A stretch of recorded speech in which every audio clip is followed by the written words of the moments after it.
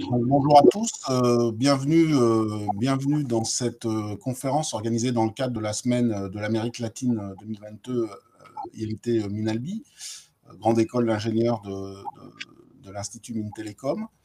Donc, une conférence qui s'intitule Le Brésil, l'Amazonie et le climat, où nous avons l'honneur d'accueillir Monsieur Carlos Mink Baumfeld, qui a consacré l'essentiel de sa carrière politique et académique à la lutte pour la protection de l'environnement en tant que parlementaire, secrétaire d'État à l'environnement de Rio de Janeiro, ministre de l'Environnement et universitaire. Donc voilà, un vrai passé et beaucoup d'actions menées en faveur de l'environnement. C'est un défenseur du socialisme libertaire. Il est cofondateur du Parti vert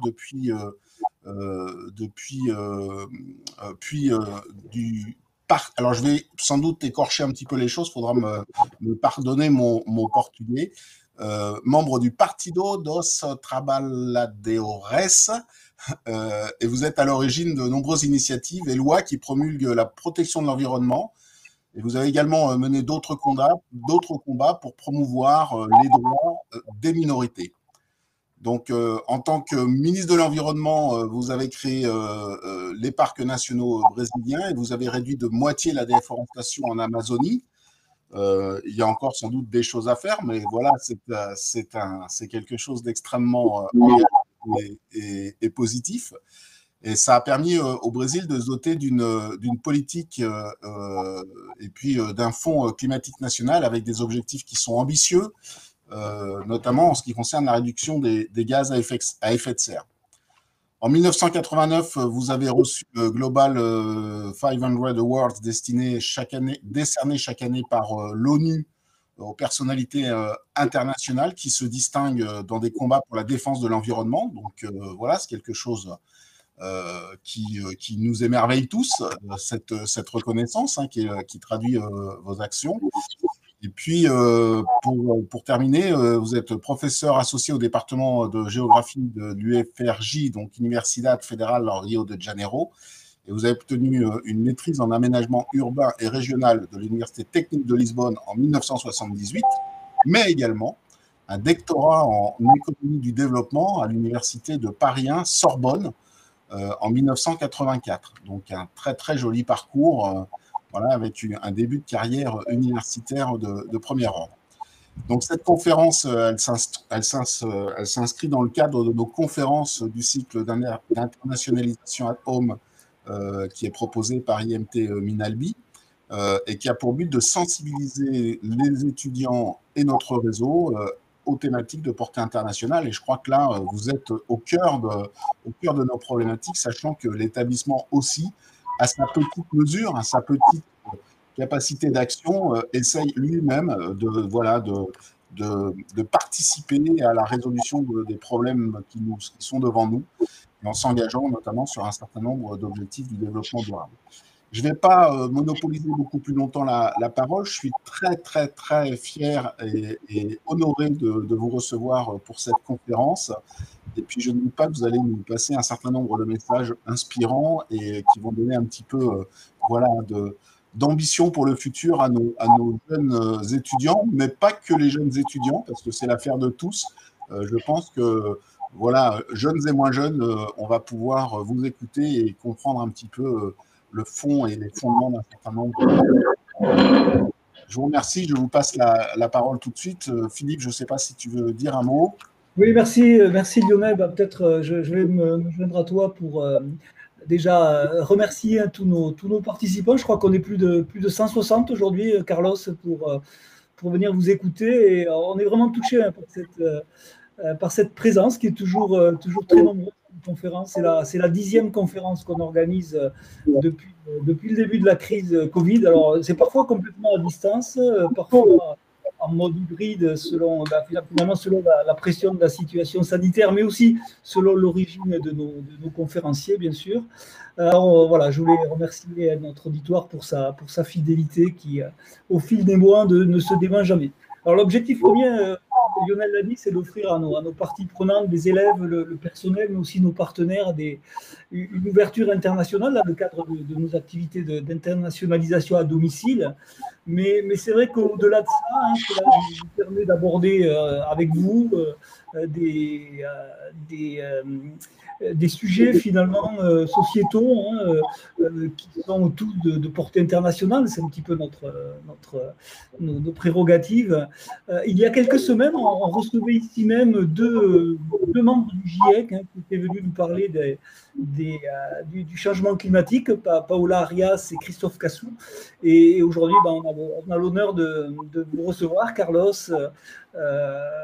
Et vous allez nous entretenir de problématiques liées au climat en Amazonie et au Brésil, le pays dont vous avez été l'illustre ministre de l'Environnement il y a quelques années. Peut-être vous allez le redevenir bientôt, on l'espère pour vous. Alors on vous dit un grand merci et puis je vais vous laisser la parole sans tarder. Merci beaucoup encore de votre présence, Carlos. Bem, boa tarde a todos. Queria agradecer o convite que vocês me fizeram, agradecer a Cláudia Vilela e a todos vocês, professores, também pelas palavras até demasiadamente elogiosas a meu respeito. Só para complementar, eu participei da resistência no Brasil contra a ditadura militar, muito jovem. E eu fui preso, estive exilado muitos anos, inclusive no Chile, na França, em Portugal. Então, na França, eu vivi em Estrasburgo um tempo, vivi também em Paris. E, como foi dito, eu me doutorei em Paris 1 e eu estudei. Tive o prazer de estudar com vários professores, não só franceses, estudei com Manuel Castells, com Charles Bettelheim, com Celso Furtado, com Pierre Salamar, com Rousseau, né? E com vários professores. Eu sou ativista ambiental, mas também de várias causas, né? Eu fiz as primeiras leis do Brasil contra a discriminação de gays e lésbicas, também fiz as primeiras leis contra a intolerância religiosa, que é muito forte aqui no Brasil. Esqueci de dizer que também foi meu professor René Dumont, que chegou a se candidatar na França à presidência pelo Partido Verde, escreveu muitos livros sobre a chamada antirrevolução verde na África, né, o uso massivo de agrotóxicos. Bem, então, eu vou falar sobre a Amazônia, né? Hoje é um dia triste para todos nós, porque, ao que tudo indica, encontraram os corpos de um jornalista, o Dom Philip, e o Bruno, um indigenista brasileiro, que estavam sendo procurados há mais de uma semana. Exatamente, eles apoiavam os índios contra agressões, contra o garimpo ilegal, contra um esquema que envolvia o narcotráfico. A gente está falando de uma região do Javari, que é perto do Peru, da Colômbia, e há uma ligação estreita entre o narcotraficante, o garimpeiro ilegal e o caçador e pescador ilegais que vendiam para o exterior peixes muito valorizados e tartarugas também. Esses corpos foram encontrados, a família e a embaixada britânica confirmaram que eram do Bruno e do Dom Philip. Eu fui companheiro do Chico Mendes, um seringueiro que ficou famoso no mundo inteiro, também foi assassinado no Acre pelos grileiros. Grileiros são aqueles que se apossam de terras públicas. Eu conheci o Chico Mendes aqui no Rio, homenageei ele, estive com ele até poucos meses antes dele ser assassinado, em 1988. E agora a história se repete. Então, vou falar um pouco do tempo que eu fui ministro e dos nossos desafios, né? Então, antes de mim foi ministra a Marina Silva, por 5 anos, foi uma boa ministra, né? A Marina, ela própria, filha de seringueiros, se dedicou à defesa da Amazônia. No meu período, de 2008 a 2010, nós conseguimos reduzir a metade o desmatamento da Amazônia. E, para isso, nós combinamos ações de repressão ao crime organizado, um diálogo com os setores empresariais, que eu vou descrever depois, da soja, da madeira, do minério, e a organização do território através, na França seria algo como aménagement du territoire, mas aqui nós chamamos zoneamento econômico-ecológico, né, que foi feito com 11 universidades federais. O fato de eu ser da academia me ajudou muito isso, né, porque não basta você bater no crime, você tem que orientar o desenvolvimento de tal forma que você, através de estudos demográficos, geográficos,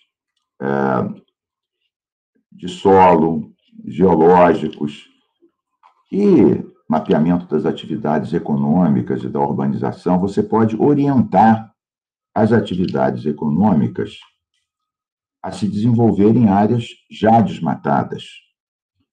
E em áreas de floresta, você estimular a pesquisa, o turismo e o ecoturismo, né? O aproveitamento de essências da floresta, de árvores e plantas para cremes de beleza e produtos médicos e várias coisas, e também o extrativismo sustentável da borracha, da castanha, da juta, porque não basta você dizer eu apoio os seringueiros, eles não conseguem colocar os seus produtos nos mercados. Não basta dizer eu apoio os castanheiros, aqueles que extraem a castanha do Pará, né, ou a castanha da Amazônia, como chamam alguns, porque eles acabam não tendo condições de sobreviver por conta da dificuldade de comercialização.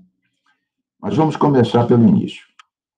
No último ano da Marina Silva, minha companheira, nós continuamos atuando juntos, criamos um fórum de ex-ministros do meio ambiente, nós somos 9, cada um de um governo, cada um de um partido, nós nos unimos contra esse desmonte da área ambiental promovido pelo governo Bolsonaro. O Bolsonaro, ele não acredita em mudanças climáticas, ele disse que o IBAMA, que é o órgão ambiental mais forte do Brasil, o Instituto Brasileiro de Defesa do Meio Ambiente, ele disse que o IBAMA era uma fábrica de multas. Quer dizer, ele criticava o IBAMA por multar empresas ou pessoas que cometessem crimes ambientais. Então, chamava de fábrica de multas. E ele também fez, desde o início, críticas muito fortes ao INPE. O que é o INPE? É um Instituto Nacional de Pesquisas Espaciais. É internacionalmente reconhecido. Quando eu fui ministro do Meio Ambiente, as nossas ações, eu toda semana ia pessoalmente para a Amazônia acompanhar as ações de combate ao desmatamento e ao crime. O INPE era os nossos olhos, né? Através dos satélites, ele dizia aonde estava acontecendo em tempo real esses desmatamentos. Como o INPE disse que o desmatamento estava aumentando, o Bolsonaro começou demitindo o Ricardo Galvão, um cientista, diretor do INPE, internacionalmente reconhecido. Parece aquela história dos antigos imperadores, que quando o mensageiro trazia uma notícia ruim, ele decapitava um mensageiro, ou aqueles que acham que vão combater a febre quebrando o termômetro. Mas não é bem assim. Então, começando então pelo nosso tempo. Nós fizemos um decreto que o presidente Lula assinou, regulamentando a lei de crimes ambientais e criando instrumentos muito eficazes que permitiam, administrativamente, quer dizer, sem um término de um julgamento na justiça, apreender tratores, gado, motosserra, que estivessem sendo usados para cometer um crime continuado. Claro que isso foi uma revolução no direito. Os partidos conservadores contestaram isso em nome da defesa do patrimônio. Mas os advogados nossos, do Ministério do Meio Ambiente, foram no Supremo Tribunal Federal e ganharam, mostrando que patrimônio maior era a Amazônia. Se você ficasse 10 anos na justiça provando que alguém tinha desmatado, no final desses 10 anos, o que você queria proteger já havia se convertido em cinzas. Em cinzas. Então, com esses novos instrumentos e articulando fortemente o IBAMA, o ICMBio. O ICMBio é o Instituto Chico Mendes da Biodiversidade. Ele cuida dos parques brasileiros, né, dos parques nacionais, que representam aproximadamente 8,5% de todo o território nacional. E a Polícia Federal, a Polícia Rodoviária Federal. Na época, era ministro da Justiça, Tarso Genro, né, um pensador, também amigo do Castells, estudou também na França, em outros lugares, e já foi governador do Rio Grande do Sul. Tarso Genro, excelente, nos ajudou muito nesse combate. Então, nós participávamos dessas ações semanais, coordenando, inclusive o Exército. Essa questão do Exército chama atenção, porque o Exército hoje está sendo cooptado pelo Bolsonaro, criou 8.000 cargos no governo para militares, para os militares de alta patente, assim, de alguma maneira, cooptando eles. Mas, no nosso tempo, eu fazia operações com mais de 1.000 militares. Eu conversava com coronéis, com generais, eu usava um bordão. Bordão quer dizer um lema, né, uma palavra que era muito cara a eles. Eu dizia: não podemos permitir que tirem o verde da nossa bandeira. A bandeira do Brasil é amarela, verde e azul. Então, verde representa as florestas. O tema do nacionalismo é muito caro aos militares, e o verde representa também a defesa da biodiversidade. Então, eu juntava o tema biodiversidade com o tema nacionalista, digamos assim, que é caro aos militares, e dizia: não podemos permitir que tirem o verde da nossa bandeira. E eles respondiam: selva, selva, que é o bordão, a palavra de ordem que os militares que atuam na Amazônia usam. Então, fizemos grandes operações, capturamos mais de 50.000 cabeças de gado, de bois, que estavam sendo usados pelos pecuaristas ilegais para se apropriar de territórios. Eles jogavam gado para dentro de parques nacionais, reservas extrativistas de seringueiros, castanheiros e terras indígenas para se apropriar do território. Então, eu fui numa cadeia nacional de televisão, portanto, todos os canais, obrigatória, e falei: senhores pecuaristas, retirem o vosso boi dos parques, das terras dos índios, das reservas extrativistas dos seringueiros. Senão nós vamos aí com o IBAMA, com o ICMBio, com o Exército, vamos apreender o gado e vamos doar para o Fome Zero. O gado vai virar churrasquinho no Fome Zero. Fome Zero era um programa que o Lula criou, né, para combater a fome. Bom, agora, como eu falei, não basta a pancada, a repressão ao crime. Então, nós procuramos os setores empresariais para fazer pactos. O primeiro foi o setor da soja, né? Os grandes exportadores do óleo de soja, né? Óleo vegetal, chamava ABIOV, Associação Brasileira dos Exportadores do Óleo Vegetal.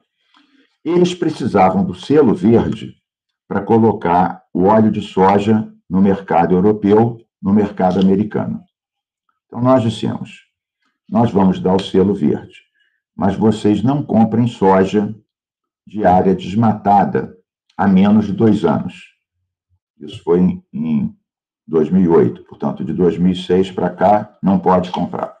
Eles toparam, nós assinamos com organizações também, como o Greenpeace e o WWF, o governo e a ABIOV representando os exportadores. E nós controlamos, por 3 redes de satélite, 1 ano depois, se esse acordo estava ou não sendo cumprido. Foi cumprido. Em 92% das quadrículas que o satélite acompanhou, eles cumpriram o acordo e a soja, naquele período, deixou de ser um fator relevante do desmatamento da Amazônia. Depois nós fomos para o setor da madeira, os exportadores de madeira. E dissemos, vocês não podem comprar madeira do desmatamento dos parques e da terra indígena. Eles disseram, bom, mas o IBAMA, que é o órgão federal, e os órgãos do meio ambiente dos estados não licenciam, não dão licença para planos de manejo que permitam explorar a madeira de forma sustentável. Então, ou a gente fecha milhares de empregos, todas as lojas de imóveis, ou então a gente faz isso, continuamos comprando a madeira de quem chega aqui com a madeira mesmo sem ter comprovação da sua origem. Bom, então nós fizemos o Pacto da Madeira Legal. Então, o que era o Pacto da Madeira Legal? Nós nos comprometemos a licenciar mais empreendimentos de manejo florestal, simplificando, o que é o manejo florestal? Você, numa determinada área, então tem as árvores lá, no passado ela já foi desmatada, então tem as árvores lá, digamos que a árvore demore 9 anos para crescer. Então, em cada ano, você corta 1/9 da área, não um corte raso, um corte inclinado. No ano seguinte, você vai para o segundo lote. No 9º ano, você voltou para o lote inicial. É o que fazem a Noruega, a Finlândia, há mais de 100 anos. Manejo florestal tem a mesma cobertura vegetal hoje que tinham há 100 anos atrás. Então, nós nos comprometemos a ampliar esse licenciamento e eles se comprometeram a só comprar madeira de origem conhecida, certificada, licenciada. Esse acordo também foi monitorado, foi cumprido em cerca de 65%, portanto, bem menos do que o da soja, que foi 92%, mas já foi um adianto. E assim sucessivamente, fizemos o acordo do minério legal com a Vale do Rio Doce, dela não comprar madeira para fazer o carvão vegetal originado de mata nativa. Bem, então, combinando a repressão dura, usando todos os instrumentos, os pactos setoriais, soja, madeira, minério, e o zoneamento econômico ecológico, para direcionar as atividades, nós usamos também uma 4ª dimensão, financiamento. Então, eu criei o Fundo Amazônia e o Fundo Clima. O Fundo Amazônia, o primeiro grande doador foi a Noruega, que doou $1 bilhão. 1 bilhão, quer dizer, $1.000 milhões de dólares. A fundo perdido. A nossa única obrigação era reduzir o desmatamento da Amazônia. Quando eu trouxe os ministros, o ministro do Ambiente, o primeiro ministro da Noruega, para o Brasil para assinarem a doação para o Fundo Amazônia, havia muita especulação brasileira desconfiado. Dizia, bom, a Noruega deve ter algum interesse econômico na Amazônia, o que é que eles estão querendo em troca? Deve ter alguma coisa por trás disso. E o primeiro-ministro falou, olha, nós somos um pequeno país, perto da Groenlândia, o dia que a Groenlândia derreter, nós iremos submergir. Então, nós não somos Papai Noel. Nós estamos fazendo um seguro de vida. E nós criamos o COFA, Comitê Orientador do Fundo Amazônia, com empresários, governadores, Associação dos Índios, representação dos seringueiros, e funcionou muito bem por vários anos. Até que chega o governo Bolsonaro. O governo Bolsonaro começou no início de 2019, há 3 anos e meio atrás, essa desgraça, e o então ministro Salles, a primeira coisa que fez foi mudar todo o sentido do Fundo Amazônia. Ele falou, não, tem ONGs, organizações não governamentais, vamos tirá-las. Essa história de mudança climática, a gente não acredita nisso. Vamos usar esse recurso para indenizar os fazendeiros que tinham terras em parques nacionais que ainda não tinham sido indenizados. Bom, aí a Noruega, a Alemanha e outros doadores falaram, não, espera aí, não foi para isso que a gente deu o recurso, a gente deu o recurso para reduzir o desmatamento. E o Fundo Amazônia está paralisado há 3 anos. Nós ainda temos metade dos recursos para gastar. Eles ficam aí fora, implorando dinheiro, mas conseguiram paralisar o maior programa que nós chamamos no jargão climático de REDD, quer dizer, remuneração por redução do desmatamento. Aproximadamente isso. Bem, criamos também o Fundo Clima, que era um percentual sobre os royalties do petróleo para financiar ações de mitigação ou de adaptação às mudanças climáticas.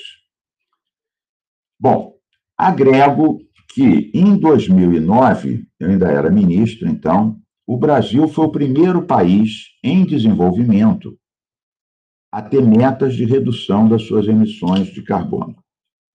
Eu digo em desenvolvimento porque os países ricos, inclusive a França, assinaram metas no protocolo de Quioto, muitos anos atrás. Mas vocês lembram que os países em desenvolvimento não assinaram. No Brasil, quando eu cheguei no ministério, todos os outros ministérios eram contra o Brasil ter metas de redução. Porque essa era a posição dos países em desenvolvimento, do chamado Bloco dos 77, que, na verdade, assim se chamava, mas eram 102 países, que diziam, com razão, que como os países mais ricos emitiram muito mais, por muito mais tempo, e tinham muito mais dinheiro e recursos tecnológicos, eles tinham a responsabilidade histórica, o que é verdade. Deveriam reduzir muito mais e financiar os mais pobres. Só que, quando se viu que a China era o maior emissor de carbono e o Brasil, a Índia, a Rússia estavam entre os maiores, entre os 5 maiores, eu até falei, olha, a tese da responsabilidade histórica é perfeita, mas só que se os países em desenvolvimento, se nós não fizermos nada, nós vamos ter que encontrar um outro planeta para nos mudarmos, porque esse planeta vai ser completamente liquidado pelas mudanças climáticas. Então, conseguimos, pouco a pouco, mudar a posição do Ministério de Ciências e Tecnologia e de outros, até que o presidente Lula se convenceu e nós conseguimos aprovar, por lei, a redução das emissões, com metas. Depois, outros países, como a China e a Índia, também, do seu jeito, assumiram metas de redução das emissões. Bom, o que aconteceu de lá para cá, sobretudo nesses últimos 3 anos, foi muito triste. O Brasil, que chegou a ser um exemplo de combinando a redução da fome com a redução do desmatamento e das emissões de carbono. O governo Bolsonaro transformou o Brasil num pária da humanidade. A fome voltou ao Brasil. Nos últimos 3 anos, dobrou o número de pessoas que passam fome no Brasil.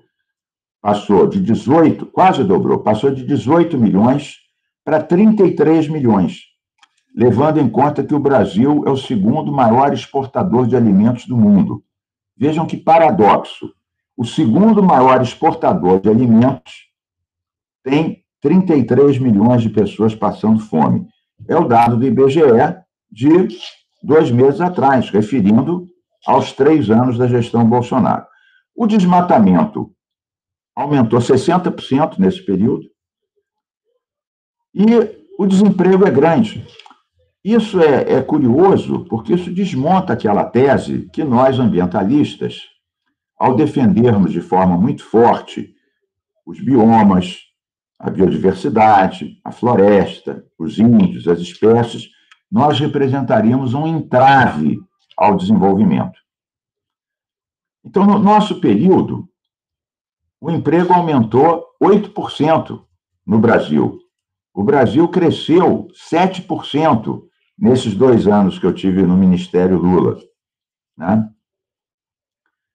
As emissões, claro, diminuíram, porque, no caso brasileiro, o desmatamento é o principal responsável pelas nossas emissões de carbono. Nós temos uma matriz energética ainda bastante limpa, baseada, sobretudo, na hidroeletricidade. Então, vejam, nós conseguimos reduzir a fome, reduzir o desemprego, reduzir o desmatamento e as emissões. E o Bolsonaro conseguiu aumentar o desemprego, aumentar a fome, aumentar o desmatamento e aumentar as emissões de carbono. Então, agora, daqui para frente, então vou encerrar essa fase inicial falando quais são as nossas perspectivas. Não há possibilidade de haver, apesar de muitos estados brasileiros terem programas, aqui no Rio de Janeiro mesmo eu aprovei uma lei de mudanças climáticas, uma outra lei de recuperação da Mata Atlântica, criei um fundo baseado também nos royalties do petróleo chamado FECAM, Fundo Estadual de Conservação Ambiental, isso a nível do estado do Rio de Janeiro. Outros estados fizeram coisas semelhantes. Mas, apesar disso, com essa orientação do governo federal, é praticamente impossível reverter isso e outras coisas. O governo foi contra a vacina, é contra a cultura, tirou o recurso, cortou 70% dos recursos da pesquisa e das universidades. Então, é um governo obscurantista. Então, nós apostamos, claro, na derrota do Bolsonaro. Hoje, todas as pesquisas dizem que o Bolsonaro vai perder as eleições. Há uma possibilidade dele perder no primeiro turno. Será agora dia 2 de outubro, daqui a 3 meses e meio. E há a possibilidade dele perder no segundo turno, com certeza, que será no dia 30 de outubro, 4 semanas depois do primeiro. Eu estou ajudando a fazer o programa ambiental do Lula, e o Lula está com uma visão. Ele diz o seguinte: olha, os meus ministros de meio ambiente foram a Marina e o Carlos Mink. Naquela época não se dava ainda o valor que se dá hoje ao meio ambiente. Hoje nós temos bilhões, trilhões de dólares, de euros, para investir em desenvolvimento sustentável. Se nós, e veja, o governo Lula com a Marina começou em 2003, há 20 anos atrás, ele já tinha, embora não seja um ecologista, o Lula é um sindicalista, ele já tinha um faro de que isso era uma coisa importante. Ele era amigo dos índios, dos seringueiros, né? Hoje, nós conversamos com ele, ele diz, não, nós temos que criar milhões de empregos verdes, inclusive em fábricas diferentes daquelas que eu trabalhei há 40 anos atrás. Como se sabe, o Lula é um metalúrgico, né, das empresas montadoras de automóveis lá no ABC de São Paulo. ABC são as cidades Santo André, São Bernardo, São Caetano, em torno da Grande São Paulo. Ele mesmo diz, temos que criar milhões de empregos verdes no reflorestamento, no saneamento, no ecoturismo, né? E em fábricas de veículos elétricos muito diferentes daquelas que eu, Lula, trabalhei há 40 anos atrás. E o Brasil vive uma inflação enorme.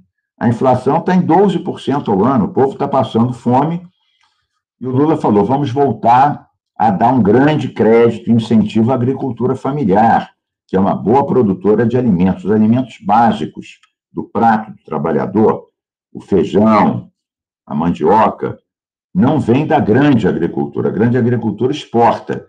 A agricultura que põe a comida na mesa do trabalhador é a agricultura familiar.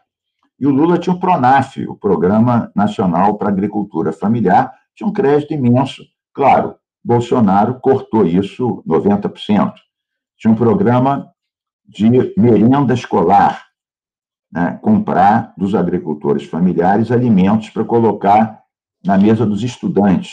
Também foi desmontado pelo Bolsonaro. Então, o Lula falou, vamos retomar o PRONAF, que é o crédito da agricultura familiar, a merenda escolar, ainda virou para mim e falou, mas sem agrotóxicos, não é, Carlos Mink? Então, ele está com a ideia. O Bolsonaro liberou 2 agrotóxicos por dia. Em 3 anos e pouco, liberou 1.600 agrotóxicos, metade dos quais proibidos na Europa. Nós estamos usando venenos aqui que são proibidos na maior parte dos países europeus e em parte dos Estados Unidos. Até o agronegócio está preocupado. Vai exportar alimentos que podem ter resíduos de princípios ativos de agrotóxicos que sejam proibidos na Europa. Então, isso vai significar, provavelmente, uma barreira adicional para os produtos brasileiros. Então, nós temos que derrotar o Bolsonaro e retomar, primeiro, desfazer todas as maldades que foram feitas com os índios, com o meio ambiente, com a Amazônia, para podermos avançar mais. Que a realidade de hoje já não é mais a realidade do nosso tempo. A gente tem que inovar muito mais. Hoje existem muito mais propostas, existem muito mais recursos para o desenvolvimento sustentável. A Conferência de Glasgow assumiu compromissos ainda mais rigorosos do que aqueles que nós assumimos em 2009. Então, nós temos que estar à altura desses novos desafios e, com certeza, estaremos. Então, eu agradeço a atenção de vocês e me coloco à vossa disposição para responder a sugestões, críticas, dúvidas que vocês tenham.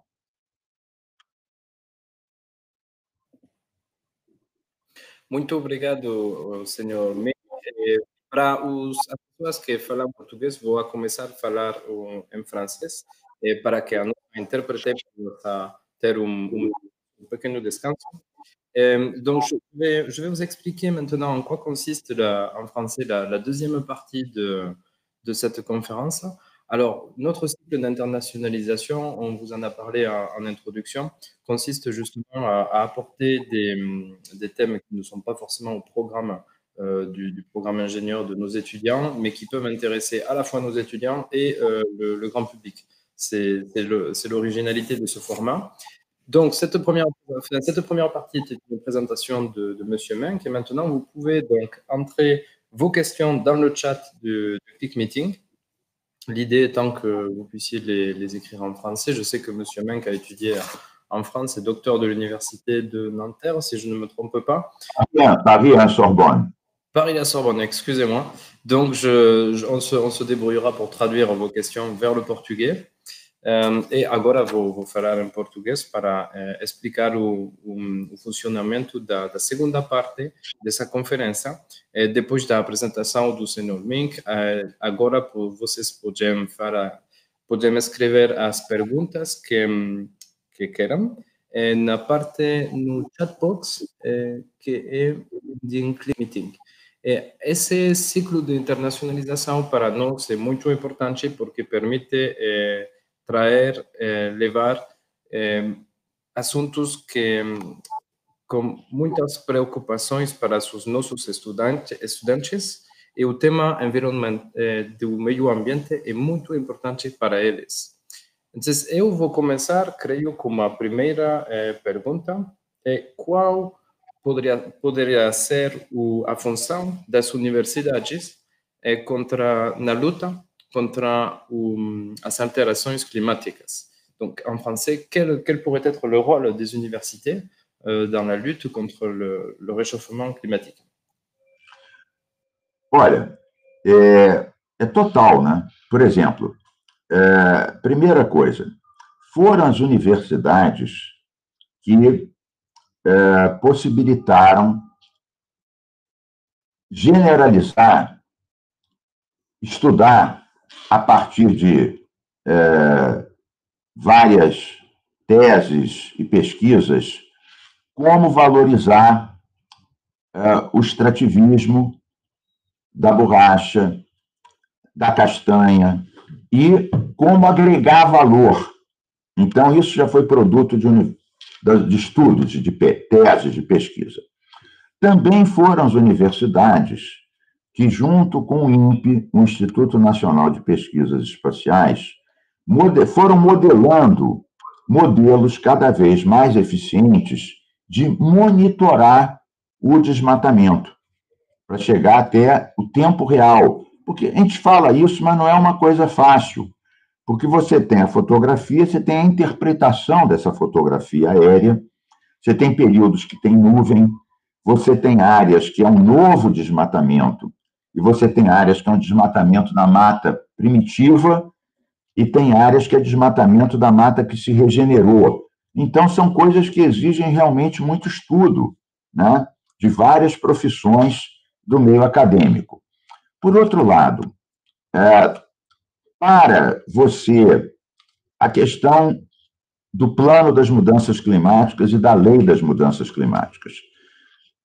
Se eu não fosse eu próprio professor da academia, tivesse me doutorado na França, dificilmente eu teria juntado tantas informações que tivessem permitido que, em 2009, eu tivesse convencido o presidente Lula que o Brasil não ia perder com a lei de redução das emissões de carbono.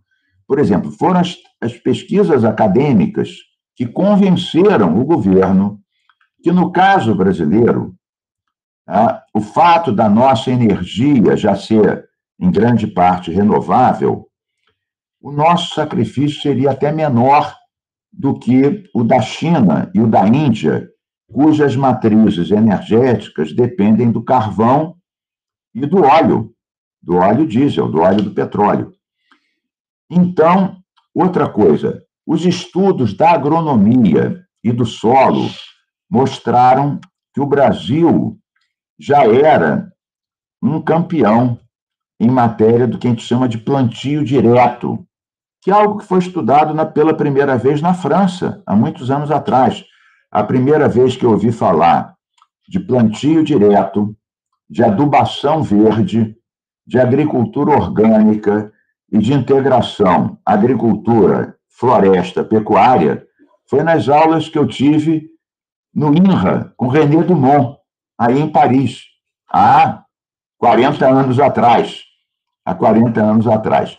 Então, foram atualizações das teses que o René Dumont ensinava há 40 anos, que permitiram eu convencer o presidente Lula que nós não íamos sacrificar o desenvolvimento e a criação de empregos se adotássemos medidas para reduzir as nossas emissões. Até porque combater o desmatamento ilegal, que era a primeira fonte das nossas emissões, qual é o prejuízo real que isso causa à economia?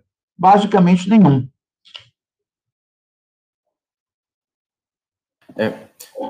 Muito obrigado. É muito interessante também saber que hoje o tema ambiental, o meio ambiente, não faz consenso nas universidades, mas para os nossos estudantes é difícil imaginar como passar da teoria na prática.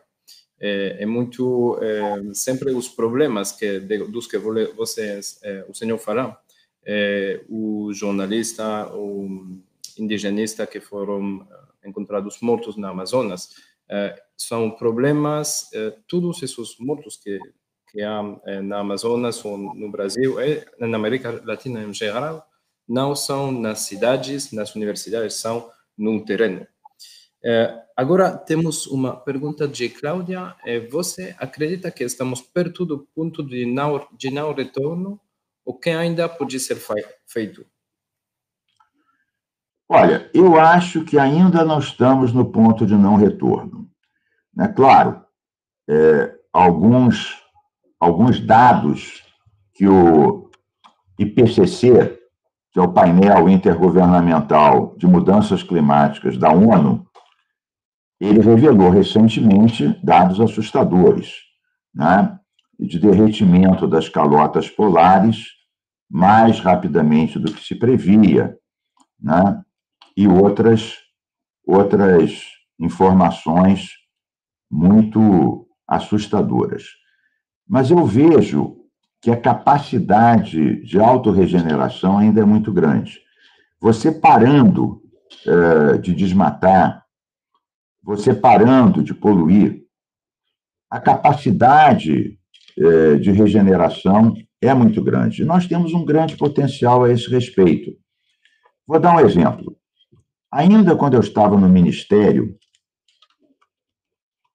a energia eólica no Brasil, energia dos ventos, representava 1% da nossa matriz energética. Só 1%. Aí outro exemplo do peso das universidades. Nós consultamos os nossos pesquisadores da academia, também empresas que produziam ou pretendiam produzir energia a partir dos ventos, e elaboramos um documento chamado Carta dos Ventos. 10 pontos, documento de 2 páginas. Claro, tinha seus anexos.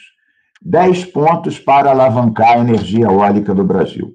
Primeiro deles, tirar os impostos sobre as torres, as hélices e as turbinas. Segundo ponto, garantir leilão de energia anual exclusivo para eólica. Talvez na França não percebam bem o que seja leilão de energia. O sistema brasileiro, para evitar problemas de racionamento de energia, o governo produz leilões e compra energia futura, garantindo um preço. E antes dessa nossa medida, era feito para todas as fontes em conjunto, né? Usinas hidrelétricas, usinas a gás natural e a carvão, eólica, etc. Então, esse ponto era fazer um leilão exclusivo para eólica. Bom, em vários outros pontos que eu não vou falar aqui. Bom, as empresas viram que era sério, a gente conseguiu tirar mesmo os impostos, fazer leilão anual, isso foi as empresas começaram a investir mais, o preço unitário caiu, claro, cai com a escala, e hoje a energia eólica já representa 11% da matriz energética brasileira. Passou de 1% para 11% em 12 anos. Então, no caso da Amazônia, nós destruímos aproximadamente, um pouco menos, quase 20% da Amazônia. Quase 20%. Dizem os cientistas, se nós chegarmos a 40%, né, coisa que no ritmo do Bolsonaro nós alcançaríamos em mais 8 anos, haveria um fenômeno de savanização, quer dizer, transformar uma floresta tropical em savana, que é um outro bioma. Savana existem muitas na África, né, um outro sistema vegetal, um outro tipo de bioma. Então, existe esse risco, sim. Mas se nós pararmos, e alguém fala assim, não, mas você está falando uma hipótese que não existe. Como não existe? Em 2 anos, na nossa gestão, nós reduzimos a metade o desmatamento da Amazônia. O Bolsonaro triplicou o desmatamento. Então, é possível. Tanto do ponto de vista energético, quanto do ponto de vista florestal. Eu falo da Amazônia e falo dos outros países também. Não é uma missão fácil. Aos negacionistas, eu acho que o grande problema é se pessoas como Trump voltarem ao poder nos Estados Unidos, ou se o Bolsonaro ganhasse a eleição no Brasil. Então, há uma relação entre a política, o clima e o ambiente. Se os negacionistas, aqueles que negam as mudanças climáticas, se eles ganham mais poder, o clima da Terra correrá sério risco, mais sério do que o já corre hoje. Sim. Isso nos traz a pergunta de Laide. Ela gostaria de saber se acredita que o combate ao desmatamento será um desafio ainda maior após o período Bolsonaro. Olha, sempre é um grande desafio, mas eu tenho certeza que o presidente Lula, ganhando a eleição, como todo indica que vai ganhar, e não havendo golpe bolsonarista, que ele vai tentar, eu estou convencido que ele não vai conseguir, eu acho que a maior parte dos militares brasileiros não é golpista. Os que não são bolsonaristas estão quietos. Muita gente pergunta, por que estão quietos? Bom, o Exército não é um diretório estudantil, não é um sindicato. Aquele que fala é imediatamente punido. Mas, em suma, eu acho que sim, é possível reverter, porque hoje, inclusive, nós temos instrumentos de monitoramento e controle e até de financiamento possível mais robustos do que aqueles que nós tivemos no meu tempo, ou no tempo da Marina Silva, que foi a ministra que me precedeu e a minha companheira, e também está apoiando a eleição do Lula. Então, eu acho que sim. A pergunta é, será um desafio ainda maior? Bom, é sempre um desafio enorme, porque essas milícias cresceram e floresceram. Bolsonaro distribuiu armas para todo mundo, criou um sentimento de impunidade, desmontou os órgãos ambientais. Nós vamos ter que trazer de novo essas pessoas, fazer concursos, colocar dinheiro, recursos para fortalecer esses órgãos ambientais, desarmar os garimpeiros ilegais que estão sendo patrocinados pelo narcotráfico, inclusive da Colômbia, da Bolívia, do Peru.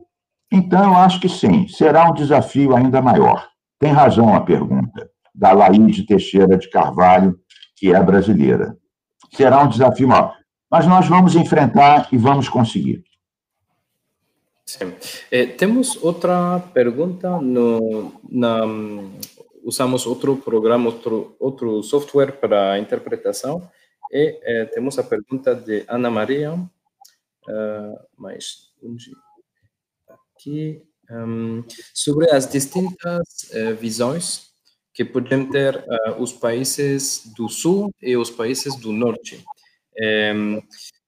A vezes pensamos que no Norte estamos não mais avançados, mas temos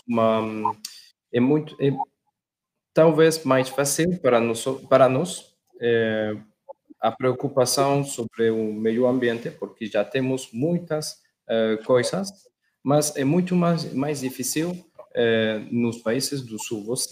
O senhor que opina disso? Olha, muitas vezes eu percebi perfeitamente a pergunta. Ela tem fundamento. Os mais reacionários, os negacionistas das mudanças climáticas, usam frequentemente isso. Tipo, os países ricos se preocupam hoje com a Amazônia, mas eles já destruíram as suas florestas. Os países ricos não se preocupam com a pobreza porque eles têm carros, têm televisões, e nós temos a pobreza. Então, para nós, a situação é diferente. Mas esse discurso, ele não é tão forte assim. E digo por quê.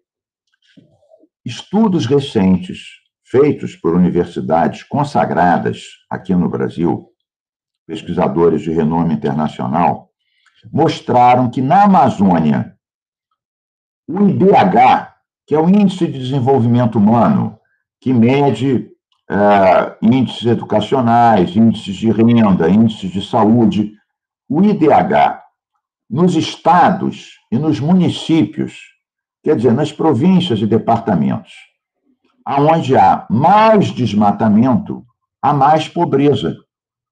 Então, aquela história que o desmatamento estaria aliado ao progresso, aliada à geração de emprego, o desmatamento permitiria o aumento do consumo e de bens duráveis, essa tese está sendo desmentida há pouco tempo, porque onde há mais desmatamento, mais garimpo ilegal, geralmente há mais crime, há mais pobreza, há mais doença, não há mais riqueza. Por outro lado, aqueles que conseguiram reduzir o desmatamento e apostar no desenvolvimento sustentável, conseguiram o IDH, quer dizer, o tal Índice de Desenvolvimento Humano Superior. Então, nós temos martelado, insistido nesse tema para mostrar que a devastação não combate a pobreza. A devastação acirra e aumenta e potencializa a miséria, a exclusão e a violência. Muito obrigado. Quase chegamos ao fim da conferência, mas eu quisiera ter a sua opinião, a sua visão sobre o acordo Mercosul-União Europeia, que, apesar do que foi interrompido há muitos anos, se o governo do Brasil cambia nos próximos meses, você crê que esse acordo será possível ou é sinônimo de pronto, talvez, desenvolvimento econômico, mas pode ser também um problema para o meio ambiente e assim não vai ser possível nos próximos anos? Não, eu sou otimista em relação a isso. Eu, inclusive, conversei com o presidente Lula sobre esse tema, né? E o presidente Lula é favorável ao acordo do Mercosul com a Europa. É favorável, porque ele tem uma visão de que o Brasil não pode se isolar. O Bolsonaro isolou o Brasil do mundo. Brigou com os dirigentes europeus, brigou com a China, brigou com Biden nos Estados Unidos. Então, isolou o Brasil. Mesmo setores econômicos que não gostam da esquerda, como o agronegócio, se ressentem, porque esse isolamento internacional prejudica os negócios, prejudica as exportações. Vários fundos de pensões bilionários não investem no Brasil por causa do desmatamento, da agressão ambiental e também das agressões aos índios e aos povos originários. Então, existem outras questões. Por exemplo, existe o protecionismo. Tem setores da própria Europa que querem um acordo que limite, por exemplo, as exportações agrícolas brasileiras.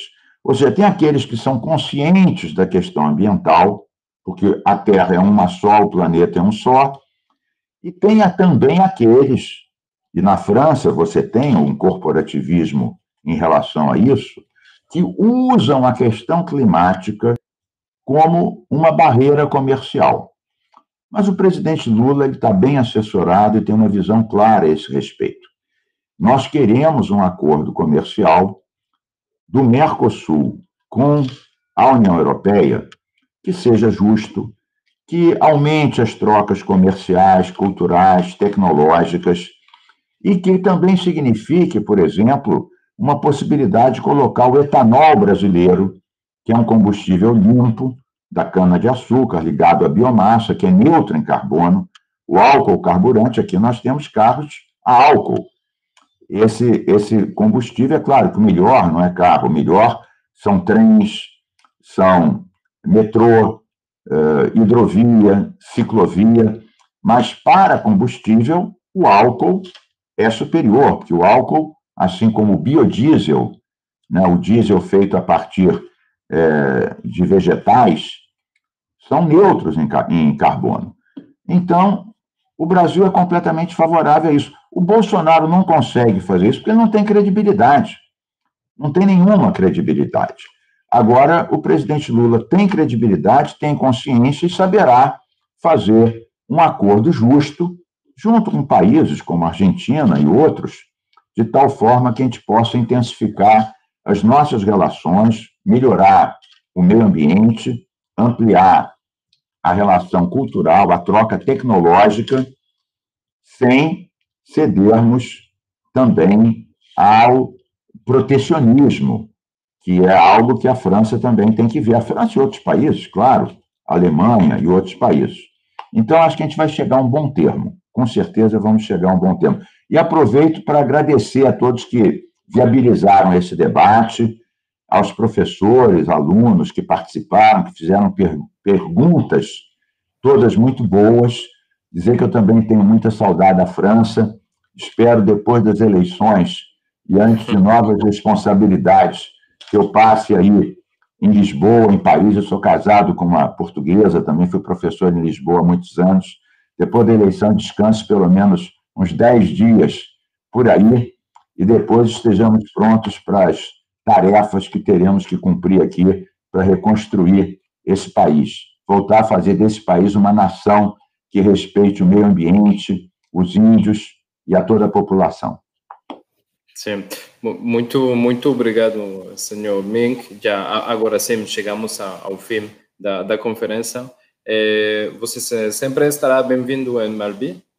Muito obrigado pelo seu tempo, pela sua disponibilidade, pela sua apresentação, que foi muito interessante. Temos muitas pessoas que participaram e que poderão ver o vídeo depois de hoje.